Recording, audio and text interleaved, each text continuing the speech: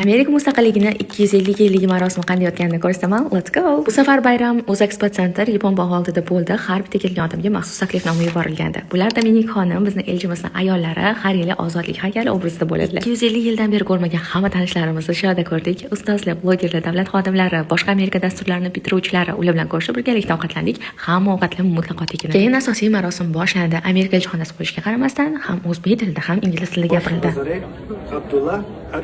So'ng Color Guard nomli maxsus harbiy guruh bayroqlarni olib kirishdi. Bu birlik va vatanparvarlik belgisi. Aynan shu payt yomg'ir yog'ardi, lekin hammamiz madhiyani aytib, marosimni chiroyli boshlab oldik. So'ng elchimiz chiqib, hammani bayram bilan tabrikladilar va marosimni rasman ochiq deb e'lon qildilar. Tadbirda o'yin-kulgi qismi boshlandi. Juda ko'p iqtidorli san'atkorlar kelishgandi va ular qo'shiqlariga maza qilib o'ynadik.